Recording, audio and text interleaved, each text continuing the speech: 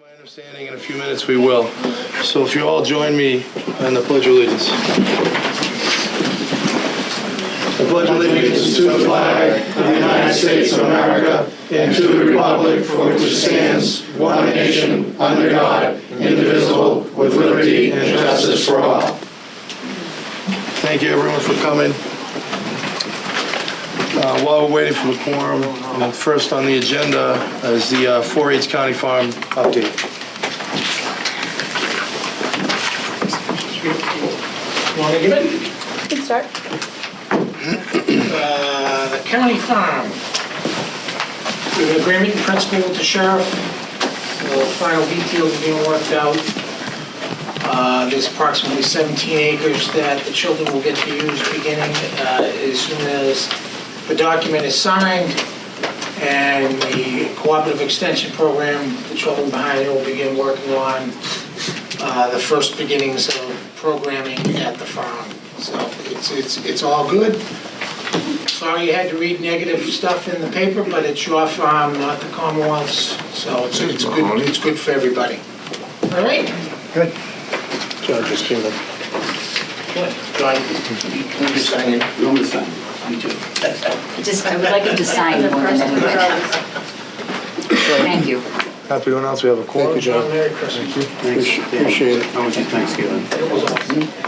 Thank you.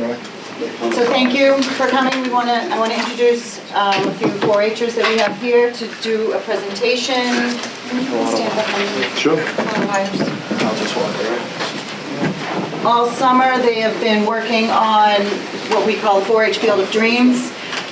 With the help of the commissioners, we have hopefully secured 16 acres to develop a 4-H program for all of Plymouth County youth to use. We also hope to begin a summer leadership program. This is Kevin, Caroline, and Layla, and they will fill you in on the rest of the details. Let me get out of the way. Hopefully, I don't have any technical difficulties. All right. Good evening. My name is Caroline, and throughout the course of this presentation, we will discuss the plan which all of us have worked very hard to devise. This plan is what we call the 4-H Field of Dreams. So with the 17 acres of land, we plan on creating a hub where all 4-H members are welcome to come, learn, explore, work, give back, and so much more. If you build it, they will come. This is a quote said by Shoeless Joe Jackson from the famous movie The Field of Dreams, and it's what we've adopted as the slogan for our project. So this embodies the entire idea that if there is a place for 4-H'ers to meet, learn, and grow all together, then more will join, and the benefits which will follow will stay with them for their lives. Now to begin.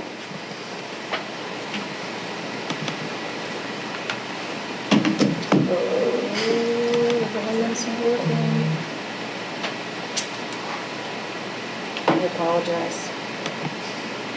That's the montage.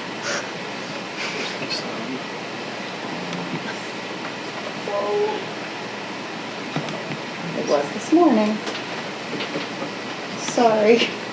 This is a great video, too. You can sing. I cannot. Mr. Hanley.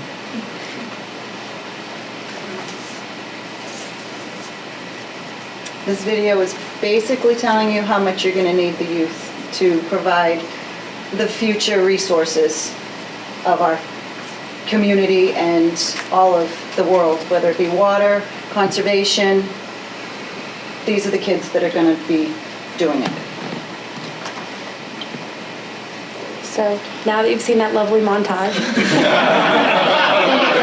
Thank you. moving on to what is 4-H. So 4-H is a volunteer-led organization that reaches boys and girls through small groups called clubs.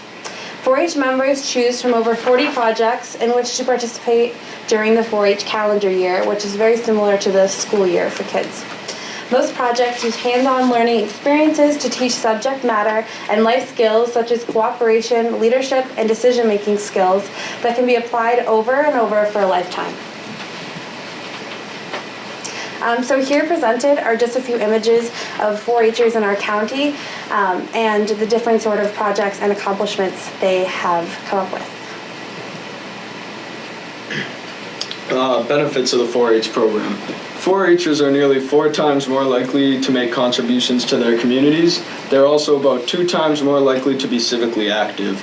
Youth build life skills by leading hands-on projects in areas such as science, health, agriculture, and civic engagement, helping them grow confidence, independence, resilience, and compassion. Adult mentors provide a positive environment where youth can learn by doing. And many 4-H alumni actually come from backgrounds in agriculture, and quoted here is President Jimmy Carter, who is a 4-H alumni, much like many other influential bodies in America over history. And participation in 4-H helps youth build a positive self-image. Youth have opportunities to take on leadership roles within the organization and have opportunities to gain new skills and knowledge. Youth work with adult mentors, and they have opportunities to learn by doing. Youth learn life skills that last a lifetime, including public speaking, record keeping, citizenship, community service, and a healthy lifestyle. How 4-H can use 20 acres to benefit the community. It will be a place to promote youth education through practical hands-on learning experiences outside the classroom, set an example for other community programs by showcasing an environmentally friendly model, and keep our vibrant community active with activities and programs that lead to an array of topics and celebrate the rich history that our county has to offer, and promote community engagement through volunteerism. Currently, Plymouth County has no centralized meeting location for 4-H members, and program space is becoming increasingly more difficult to obtain. This limits the ability to host county programs. With increased space and land, we will be able to offer programs that create revenue for the 4-H program. And 4-Hers have not much direct exposure to agriculture for a majority of the body of 4-Hers, as many come from an urban and suburban environment. And there's currently no designated property for year-round use, especially for 4-H members. What will we do with 20 acres? After multiple surveys and 4-H community outreach, many recommendations have been considered. These ideas have been split up by the immediate needs and desires of the community in a 1-year, 3-year, and 5-year business plan. Our first year consists of our most desired ideas based on these survey results. They go in a ranking order from meeting space for 4-H clubs and communities, show spaces for 4-H clubs and communities, and gardening space for the community also. We'd like to renovate an existing building on the property to house a kitchen, classroom, and office spaces, repave roadways, and run-in sheds to offer field and board. We'd also like to build community gardens and raised beds, especially for handicap-accessible areas, to create a source of revenue for community use where we could rent it out in 4-H use as an educational outreach program. And we'd also like to include display gardens for the public to view. In year 3, we'd like to start a leadership program, and we will probably be able to make that happen within our first year. And that will be directed towards 4-H members and the community, specifically at-risk youth. In year 4, we'd like to build and design an indoor show arena for 4-H club use and to also rent out to community for community use and shows and animal exhibitions. And we'd also like to hire a full-time horticulturalist, which will implement a master gardener program. And examples of what we can do with an indoor arena: this consists of canine shows, cattle shows, sheep and goat shows, and horse shows. In year 5, we'd like to have the farm be a working and boarding farm for horses and livestock. This would have to include machinery, barns and stalls for horses, and potentially a cattle barn.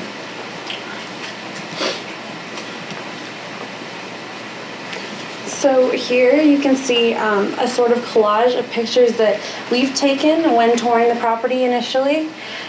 So basically these are just different views of the fields and the different buildings that are currently on the property. Although we do not have access to all of them, we will hopefully have access to some of the fields in this photo. So now that we have presented to you the background, the plan, the layout, and the facts, but now I, along with my fellow presenters, encourage you to take a look at the big picture. Not only will our plan for this property benefit 4-H'ers, but it will also provide for the community as a whole. I personally just came back from a special event called National 4-H Congress, and within this event, I was fortunate enough to meet 4-H'ers from all over the USA and Puerto Rico. And when asked by my dad to summarize what the purpose of 4-H Congress was, I mentioned that it was to reinforce and celebrate the tenets of 4-H, which are head, heart, hands, and health. Within this program, we strive to give back and to make the best better. And with modern society, we are starting to see a loss in this selfless mentality. With adequate funding, we plan to create a hub where more and more people, kids through adults, can learn how to give back and strengthen themselves, their clubs, their communities, and this world. So thank you very much for listening and for taking time out of your busy schedules to be here. We greatly appreciate it. Are there any questions at this time? I have a couple of questions. Do you have a piece of property? You're looking for a piece of property? We currently have a piece of property sort of like etched out. It's 17 acres. We were originally going in for 20. I'm not 100% sure of the logistics of what's been. Okay. Where is it? Where is it, Dan? Where is that? She's negotiating. It's a county farm. So the county farm, one of the big sticking points, if you remember in the meeting we had in May, one of the sticking points was the use of the farm. It was not, it wasn't rental, it was the use. Yeah. And we've developed a way that they can use the farm, and the sheriff's department can use the farm, and they can coexist without intermingling. Okay. Or altering the sheriff's program. So the farmland that is currently going to be set aside for the 4-H, I suspect will take, I know they're ambitious with 5 years, but probably 10 years to get to full development. It took the sheriff 10 years to take that farm that was neglected and get it into the condition that he's got it in, and he worked at it a little at a time. So I expect the same will occur here. There's one building on our side of the line. The building's in deplorable condition.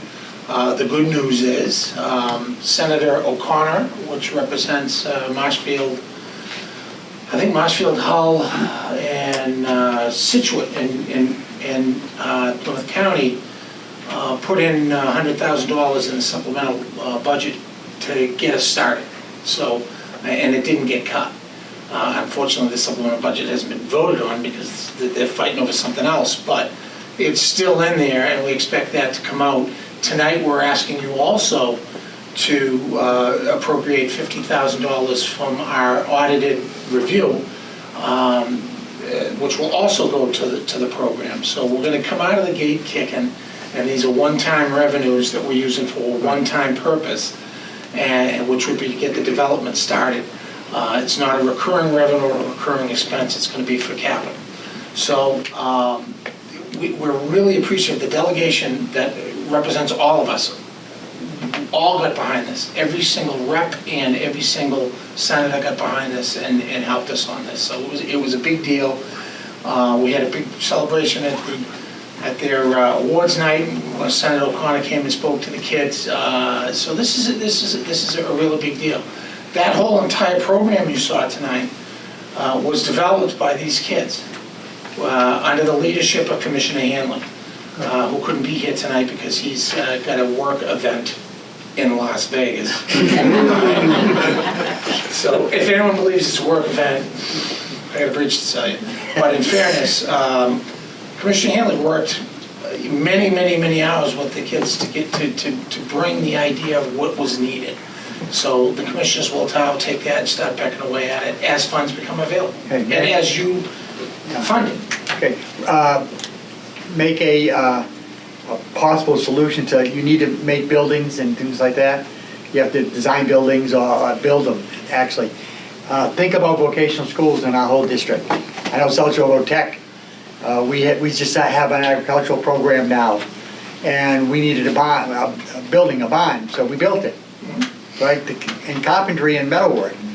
Maybe when you start needing buildings and repairs of buildings, to contact all the vocational school systems in Plymouth County, see if they can team up, and you only pay for the cost of the materials. Danny, you're in my phone.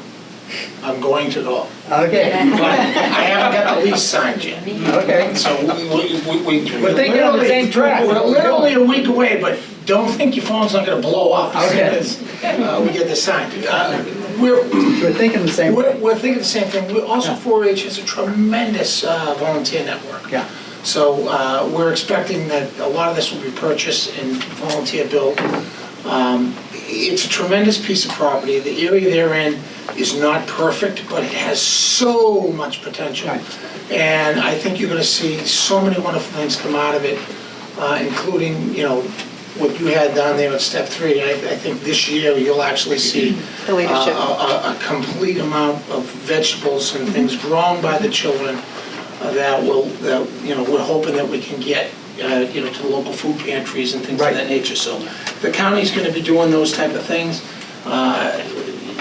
Anyone who's ever gone to the Marshfield Fair knows that these are the guys. This is your animal section right here. These are the guys right here. Specifically him. Right? They all, I don't know, they do chickens and all that stuff. I don't know how it works, but I know that every year, you know, we're down there and working hard, and everyone goes to the Marshfield Fair. What do?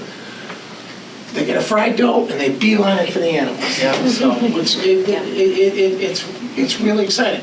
There's only 4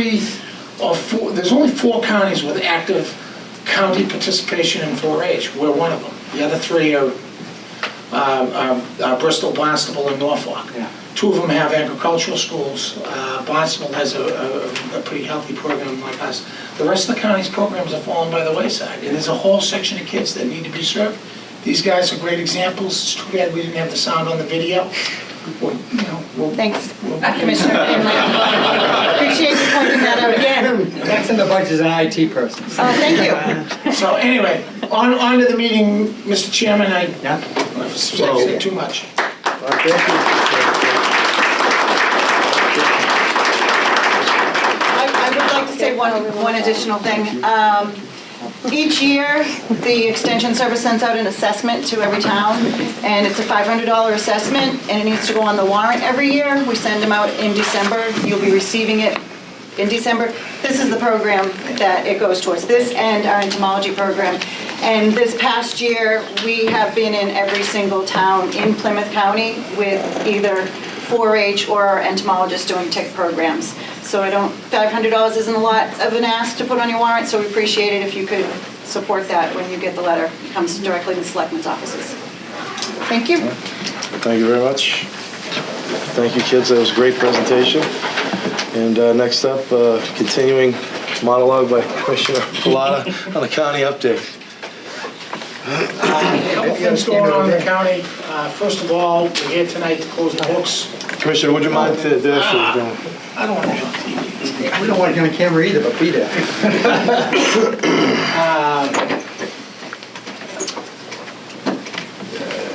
You're here tonight because we have to close the books in 2019, and we have some transfers in 2020 to deal with. I'm happy to report that the draft audit is complete, and we have a surplus to appropriate tonight of $88,000. On top of that, we have $250,000 of unappropriated revenue from 2019 that you're appropriating, which is a total of 388 or 338 or whatever it is. 338. Thanks, Tom, for giving me that cue. So you're going to see that on top of $250,000. That is another unappropriated from the previous fiscal year, and we're going to split it all up, and we'll go through that when we get to the votes. The county is pretty healthy right now. However, I don't want you to get excited. We can't expand personnel, and we know there's a downturn of housing coming. All of us in this room are bright enough to know that, and the majority of our revenues come from that. We have been putting away money in the stabilization account that we created 4 years ago for that day, so that we don't do the layoff nonsense that was precipitated when we were first elected 7 years ago. Those days are over. So I suspect that at the annual meeting in May that we may start dipping into that, and not to be surprised, it's not like a town stabilization account. We don't get a bond rating because we don't borrow. So it's not like we have to keep all these things in certain buckets.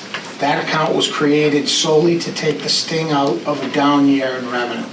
And if we want to keep the services that you have enjoyed and the personnel at the Registry of Deeds and all of the cooperative purchasing, we're going to have to dip when the housing market goes into that account. So just know that that possibility exists. Maybe we'll avoid it, but if we avoid it another year, that's great. We'll put a little more in there so that we can be ready for when it does happen. But it always happens, and it's always cyclical. So that being said, Wareham, Alan, your chiller blew up down at the Wareham District Court. It's $800,000. Thank you. I just wanted to let you know you don't have any air conditioning down there. The good news is you won't need it until June. Bad news is it's probably going to take us till June to fix it. It's going to cost about $835,000. We don't have $835,000 unless we take it out of stabilization, which we are not going to do. We have made an emergency request from the Department of Capital Asset Management, and it looks as though they have a surplus this year, and they'll be able to transfer the money over to us as the lease allows. So rather than us do the work, pay for it, and then pay us back a year later, they may pay as they go, so they don't have to pay interest. So we've been working on that negotiation with the Commonwealth. So we'll be working on those things. The Hingham District Court's lighting program is all complete except for the lobby. It looks like each of the courtrooms look like they're brand new, and we're starting to work on Wareham's right now. And Brockton is in complete design for a complete remodel funded by a Commonwealth appropriation of $64 million. So we're rocking and rolling on the courthouses. The kids are doing really well on 4-H. We're saving money. Our county retirement assessment went down 3% this year. No one else's in the county did, but that's because you all bought into Scenario 4. And Scenario 4 has us overfunding the retirement so that at the end of the subsidized retirement from the Commonwealth, we phase right into a normal retirement debt schedule. So if you remember Scenario 4 from 4 years ago, we're following it, and it's working. And everything we promised you would work. And we're going to, again, ask you to hold us accountable to Scenario 4 in May. Don't let us stray from that. Or don't let people that want my job to stray from that. So, come on, laugh. All right, so it's real important for the county's longevity that we keep that Scenario 4 all the way through 2029. Okay? That's it. Thank you, Commissioner, for that update. Thank you. And, I'm glad you mentioned personnel and services. I think it's important to think ahead as you're doing. It's worth mentioning that we have union contracts expiring in 2021. I think it's important that we all keep our employees in mind as things progress, and I hope that we revisit the issue of COLA increases for our employees, particularly those who are at the top of their step level. So I think we need to keep that in the forefront going forward. Thank you for the update, and we're on to the first motion. Did anybody want to speak on the Plymouth County Retirement Board for the sheriff's unfunded pension liability? No. Anybody? Unless everybody has questions, we do this every year. This is the additional needs excise that the state graciously allows us to retain to pay their liability for the sheriff retirees. Without this motion, we won't be able to take the money and put it toward our retirement assessment. So, pretty straightforward. Seeing no questions, I'm going to read the motion. Pursuant to Mass General Law, Chapter 64D, Section 11, that certain agreement entered into pursuant to such statute by the Secretary of Administration and Finance, the Actuary of the Public Employee Retirement Administration Commission, the Plymouth County Retirement Association and their actuaries, and the Plymouth County Treasurer, the county appropriates $3,220,158 from the net amount of deeds excise remitted to the state and transferred to the Deeds Excise Fund to the County Retirement System line item to partially satisfy the state's unfunded pension liabilities for the retired employees from the Sheriff's Department for fiscal year 2020. Second. All in favor? Aye.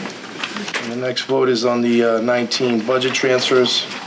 Again, there's details in the packet. The motion itself is to provide for the following budget transfers for the maintenance and operation of the County of Plymouth for fiscal year beginning July 1, 2018, and ending June 30, 2019. Excuse me. Total figure, $484,692.42. That is the motion. Second. All in favor? Aye. Actually, Mr. Chair, if you don't mind asking if any are opposed, if not, then it's unanimous. Any- Because we have to count the total vote for the state. Any opposed? Seeing no opposed, it's unanimous. Could you take the next one, please? Motion number three. To accept the Massachusetts Department of Conservation and Recreation, DCR, a sum in the amount of $20,000.00 for the purpose of funding a tick-borne illness prevention and awareness program as set forth in Chapter 41 of the Acts of 2019 in agreement between the County of Plymouth and the DCR signed by the County Administrator October 28, 2019.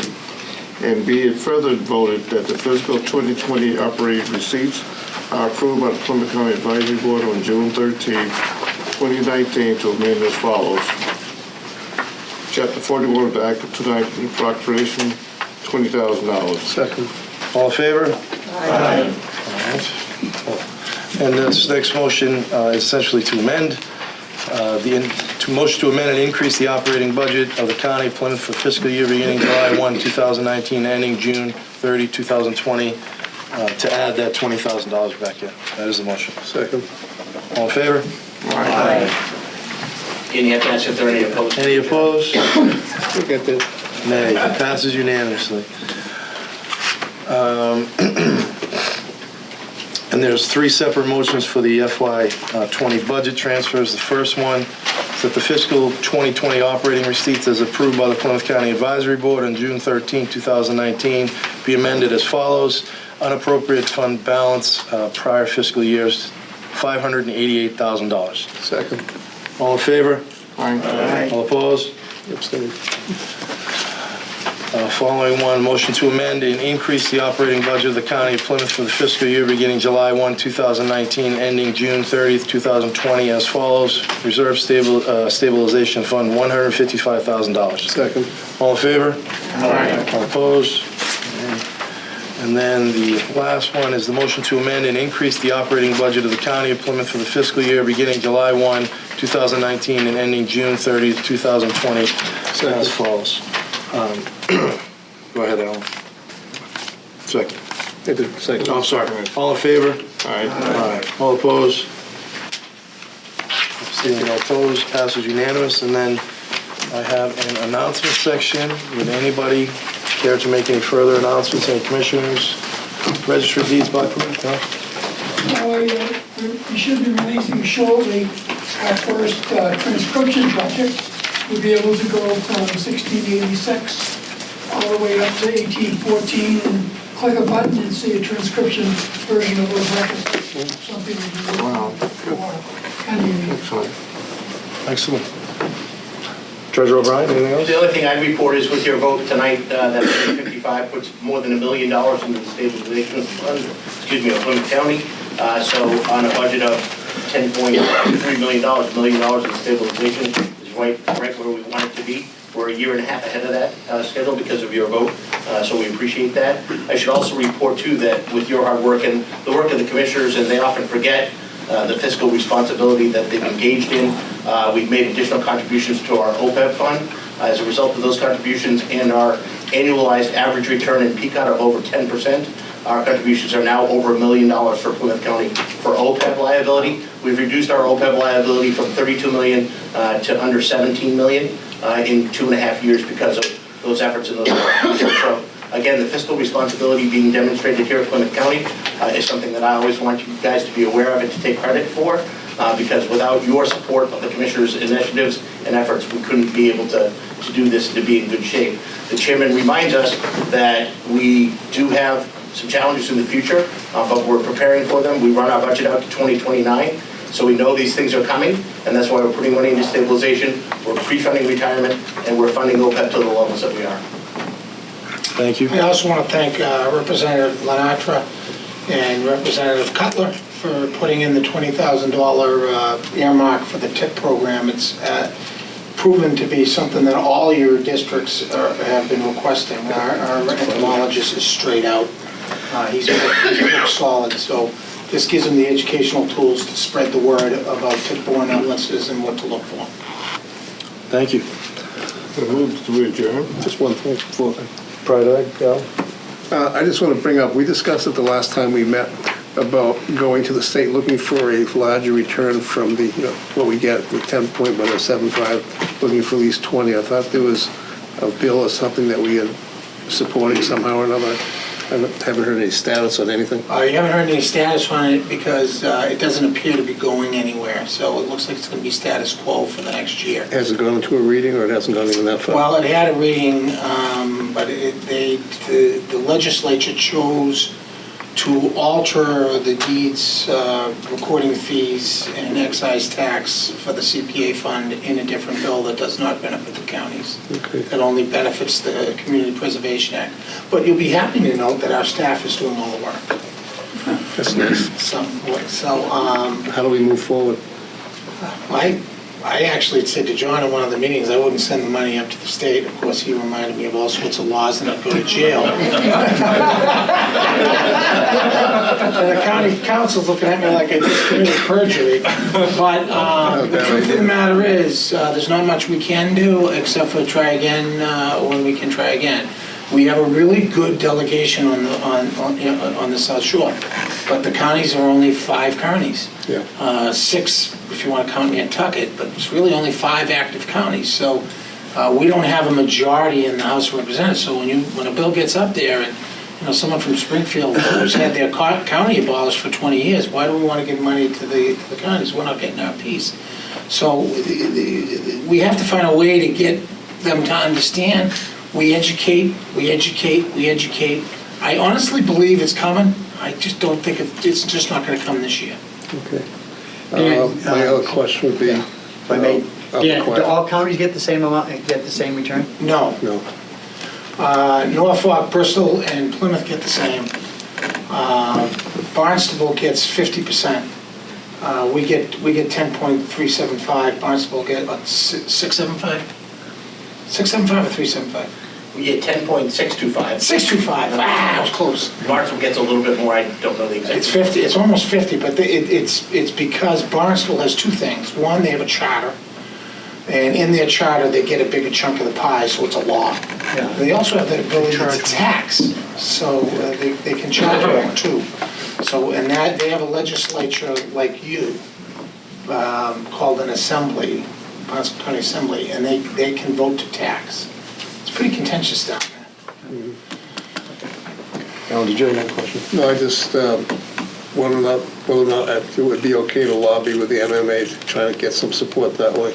Every month. Are you on the MMA board? Yes, I am.